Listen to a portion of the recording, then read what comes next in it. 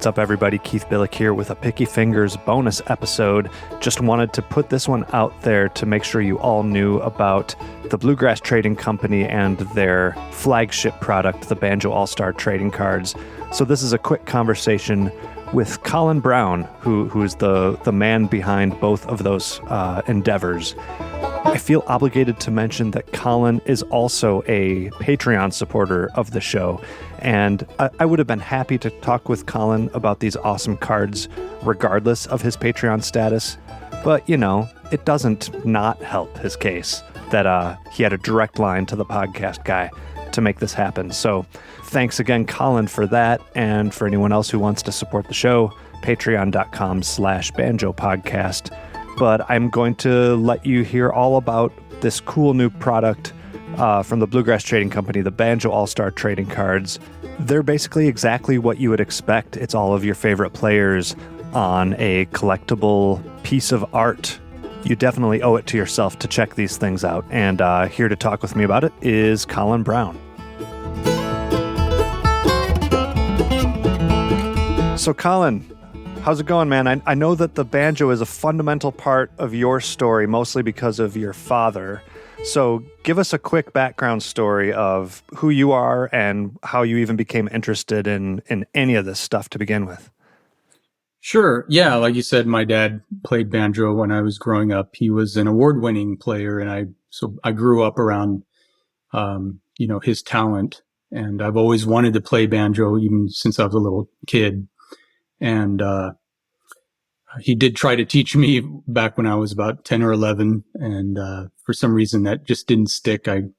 Not that I got bored, but my friends and others thought I should be doing more interesting stuff. So I kind of gave it up.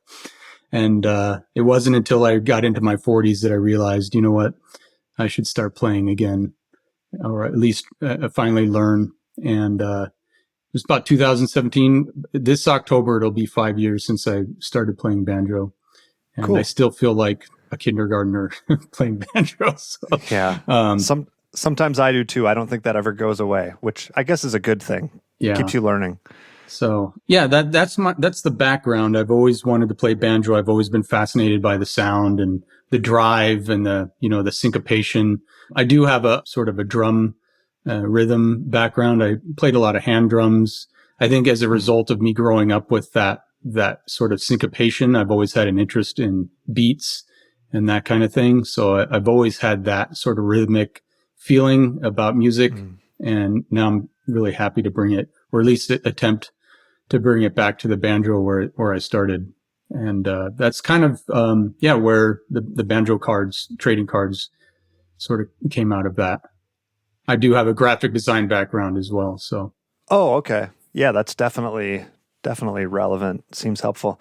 But before we get too far, we mentioned your dad. What's his name? I imagine some listeners might even remember him. His name is Ken. He went by Kenny Brown in the 60s.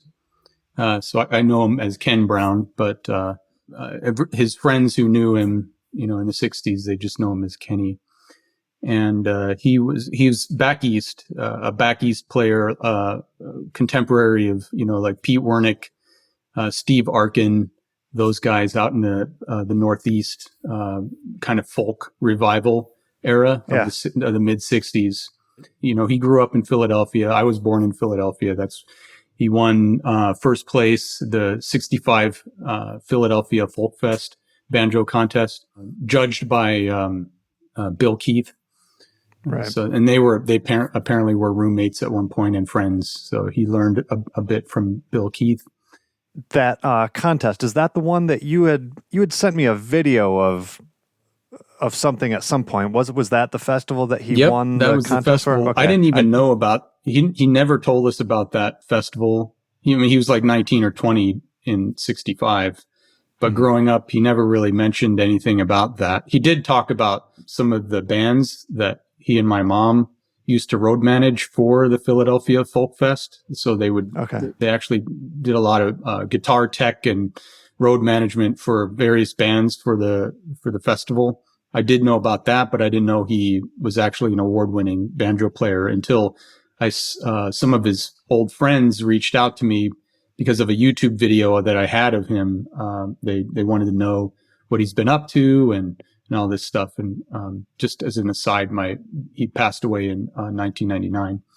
And so his friends reached out to me asking him about him. And then they in turn told me about what they knew about him from the 60s that I didn't even know. And so the last really 5 to 8 years has been sort of a journey of me learning about his past, talking to his friends and kind of investigating that whole thing. How interesting. That's really cool that there's a community who has a memory of him that they can share with you. Yeah, Pete Wernick, if you look at that video that I sent you, it's all, and unfortunately the original audio is not there. Somebody overdubbed it with like some old style country music. But Pete Wernick is in that on stage. Steve Arkin was on that. Actually, the video is from Steve Arkin. I just wanted to mention that. It was Steve Arkin's video capture of the 1964 contest in which Steve Arkin won that one. He came in first, but my dad came in second in 1964. But in 65, he followed up as a first place winner. Gotcha. Yeah. So back to your story. Give us the story then of why we're chatting today, the Bluegrass Trading Company, and then specifically the Banjo All-Star Cards. So I'm a web developer and a graphic designer. I do web design, and for the last, as long as I can remember, during my professional career, I've always had this sort of bug to sort of develop something that I can produce and offer something of value to others that, not just myself, and software usually related, web software usually related, or something graphic design related. And I don't know, it was almost this time last year exactly that I was on Facebook, and just the thought occurred to me that I would love to be able to have banjo player trading cards. Not even that I would be the one making them, but I just had the idea that it'd really be cool to have them. And you probably recall, because I saw you in the comments, I did post a message in the Banjo Players United Facebook group saying, "Hey, do these exist anywhere? And if not, why not? I want to create them." And then several of people in the group said, "Hey, you should make them." And right. I was kind of like, "Oh, maybe I should." I had no clue what I would be getting into at all, even though I did have a graphic design background. The level of just the kind of work that's involved in a project like this is just not at all what I even imagined in the beginning. More than you imagined, I assume. Yeah, way more than I imagined. Yeah, definitely financially. Yeah. So it sounds a lot like my thought process for doing the podcast, to be honest. Like if it was already out there, I wouldn't have even dreamed of trying to do it myself. But yeah, there's a saying about being naive. Me being naive about it is the thing that kind of kept me going. Otherwise, you wouldn't have done something. Yeah, so I think crazy. It would have been way too. If I saw that mountain in front of me, I would be like, "There's no way I can climb that." But if you think it's a tiny little hill and you just climb up the hill and you're like, "Oh, I got this," but then you look up and you realize, "Oh wait, it's bigger than I thought." There's more. Well, you can't turn back. Right. Yeah. You've already put in enough work. Yeah. So were you a collector of like baseball cards or something like that? Was there something intrinsic with having cards that was nostalgic to you or had some sort of connection?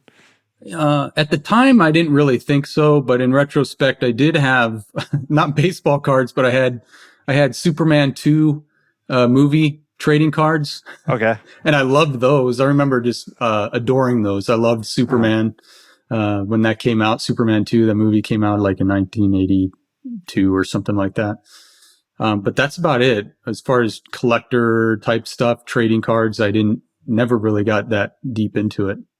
So banjos are the new superheroes. Or banjo players are the new superheroes. That's all there is to it. Yeah. So I can imagine that by far the toughest thing to do would be making the cuts in terms of which players are included and which are excluded. Now, there's a few like Mount Rushmore guys that I would imagine that everybody could probably agree on. But once you get past that, How did you make those? How did you make those decisions? Was it a personal preference? Was there like voting or? I wish I can tell you there was an objective way to decide on who the players were, but honestly, I've had to really kind of think about how to articulate this because I'd never really had a system. But I guess the best way to say it is that I would say the path of least resistance. And what I mean by that is when I first started out, I had no contacts whatsoever with any of the players. In fact, I almost started the project without getting any consent from the players at all. Because again, I was naive. I didn't know anything. I think even you're the one who sort of pushed me in the right direction in getting consent from them. And that's what I did. So when I reached out to say Carl Jackson and, a few other players, they in turn would have their own recommendations. And because they have these not only do they know these players, but they can get me in touch very easily. So it was sort of this sort of feedback loop where this virtuous cycle where I get in touch with one, they would get me in touch with another, and that other one would get me in touch. It's sort of this. Yeah, this exponential web of people that you can choose from. Yeah. But there were some obvious ones that I wanted: Earl Scruggs, J.D. Crowe, Sonny Osborne. But if you start to get into the detail of it, different questions come up. Why did you choose this one over this other one? Why isn't this one included? Or, sure. Like, I don't really have any easy answers for that. Yeah. Are there any, and you can do this without naming names if you need to, but are there any horror stories to share about people being upset about someone being a perceived snub or anything like that? Yeah. I can't think of his name when I'm on a recording. I can't. Sometimes I space names. He's out of North Carolina. I don't want to say his name, but it's because I don't remember his name. But there was a perception that I was a big company doing this, a big corporate backing thing. I don't know why. For some, there was a perception that this was this huge project and somebody's making a lot of money off of it. The big banjo money. Yeah. Pulling the levers. And this person had passed away. So it was like their son or someone posting on their behalf on their Facebook page. And they posted that they were really, heck no, they're not going to be a part of this project. They don't do it for quote unquote exposure. They want money, all this stuff. And it's like, that wasn't even it was really sad. I was really shocked actually at first from that post, because there was a lot of respect for this player. And, I didn't know what, being on social media, I thought this could turn into a big nightmare for me. And it was really kind of scary for a moment. And, they didn't know who I was. They never even asked, who I was or what this project was about, why I started this project, how much the project is costing me, how very little I'm going to be making from the project. You know what I mean? So that I wasn't some big corporate thing, and I wanted them involved in the project. But yeah, it wasn't going to be able to pay them, $1 million like, Shaq would get from a basketball card or something. Yeah. They just assumed that you were exploiting them somehow. Right. Okay. And that's sad. I don't blame them. And it's really kind of sad that there was a miscommunication like that. As it turns out, that this person is not included. Yeah, they're not included. And I even, I tried to follow up with them and, tried to smooth things over, saying, I'm sorry that this communication, had to go this way. And, but you kind of made me look a little bad by people who don't know who I am, but, I'm willing to kind of forget all that. And, I would love to still get you on board, but they're not interested. So for whatever reason. Just write that one off, I guess. Yeah. What can folks expect in the future? Are there other banjo cards? And I guess I'll specifically notice that you're the Bluegrass Trading Company, not the Banjo Trading Company. So does that suggest that maybe other inferior instruments might be represented other than just banjos? Inferior. Yeah, I was thinking maybe mandolin. No, inferior. Exactly. No, that's a good point. I knew from the beginning, I mean, as naive as I was, I did know from the beginning that I didn't want to pigeonhole myself into banjo. But at the same time, I am most passionate about the banjo. I do love mandolin, and I love fiddle, and I love all the other instruments in bluegrass, especially, mandolin and fiddle. I just love, especially fiddle tunes and all that. But I am passionate about banjo, and I still want to continue doing Banjo All-Star cards, because as word spread for the series one that I've worked on, many people have emailed me, called me, and said, "Hey, how did you not include so and so? How did you not include?" And so much passion around all their favorite players of not being included. It just made me realize that the Banjo All Stars project is not done. I will definitely be doing a series 2. Cool. And in fact, I can't really get into the details yet, because I don't really have them all, the details even in my own head. But as informal as the process was for selecting a player for series 1, it was, like I mentioned, it was sort of the path of least resistance, kind of informal. I do want to make this a more formal process where the community is more involved in the nomination and selection process. So, well, that'll be cool. Yeah. So, but it will require funding. That is the only thing that's going to be stopping me from moving forward. So, Series 1 was completely funded by me, and then a little bit of help from the pre-orders. I did a bunch of pre-orders for Series 1. But in order for me to do Series 2, I will definitely need to get some kind of funding going outside of my own savings and debt. So I might do a crowdfunding or something. I don't know. I hear Elon Musk is in the market for buying up different companies. So, I mean, you might be able to cut him a deal for a few billion for it, something like that. Maybe. Another thing we haven't mentioned is the fact that not only are these collectible style cards, but they're each works of art. So tell people about interacting with the artists that you commissioned and what people will be looking at when they get the cards. Yeah, I hired 10 artists to do 42 of the portraits that are in Series 1.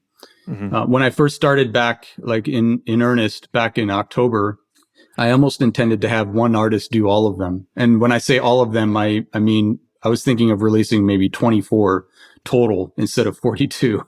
Yeah. So that number has grown over the months until, finally releasing them last April. But I started with one artist, Georgina Flood. She's done 7 portraits for me. And moved from her, I moved on, added Kara Lockmiller from here. She's from Knoxville. She's done Allison Brown's, Corey Walker's. She's got that more sort of pop style color artwork. I don't know if you've seen that. I've seen them all. I'll have to go back and match them up. And then Robert Felker, he's also out of Knoxville. He did Bill Keith's. He's done one painting for me. And when I say painting, it's really a collage, which is incredible. Actually, I see Bill Keith peeking at me in the background. Bill Keith, there. Yeah. So that's my prized possession right there. It's a wonderful, framed beautifully, everything matted, everything is just a wonderful addition to my home office here. So he did that one for me. And there's an artist, Brian Peterson out of Dallas. He's done a handful. He did J.D. Crow's, Jim Pankey. Who else? He did, Bill Emerson. Butch Robbins, of course, is selected. Brian Peterson did Butch Robbins. And, those aren't actually paintings. Those are, they started out as sketches. And then he brings them into Adobe Illustrator and Photoshop, and then finishes all the color and digital work there. And then the actual final piece is just a digital file. Yeah. Oh, of course, I do have to mention your friend Grace Hoff. She did Catherine or BB Bowness and Charlie Poole for me. So, and she's a wonderful banjo player in her own right. So, just wanted to mention that. One more artist. I know we don't have time to mention all 10 artists, but there's a few. One from London, one from Wales, South Wales, and then Anna Magruder out of Portland, Oregon. I think she did 7 or 8 portraits for me. Amazing, excellent, fantastic, immaculate attention to detail paintings. Tony Trishka, Ben Clark. She also did my dad. Ken Brown is included in this series. So she's done his. Yeah. So amazing artists, all of them, all 10. That's cool.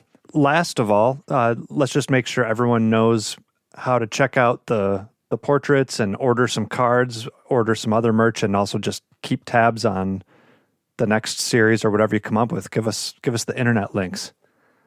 Besides the packs by themselves, you can order a 12-pack box set, and this box is a nicely designed display box. Prints. So besides the cards, I have prints available, like 8x10 prints that are matted to 11x14. You can order those. Shirts. I have some shirts available. So there's a lot of different things that now that I have the artwork, there are other types of products that people have asked for besides the cards that include the portraits. So shirts and prints. I also heard a rumor that you might try to have an actual art exhibit, maybe even at IBMA. Is that still that's part of the plan? Yeah, that is definitely planned. I have registered for IBMA, a 10x10 exhibit booth for Friday and Saturday of that weekend. Well, I'll be there too, so I'm sure I'll run into you and have to see all these things and meet you in person. Oh, awesome. That would be fun. Maybe sign some things, and other players maybe sign some things there. And you can get to my website through banjoallstars.com. It's Bluegrass. The company again is bluegrasstradingcompany.com, but you can also get there from banjoallstars.com. It'll just redirect you to my website. And from there, there's Instagram, Facebook. You can sign up for my newsletter to get, updates, regular updates on what's going on and that kind of thing. All right. That about sums it up. Thanks a lot, Colyn, and thanks for your contribution to, the banjo takeover of the masses. Love it. Maybe I'm another Elon. We'll see. Yeah, I hope so. Check your bank account. Yeah. Thanks, Keith.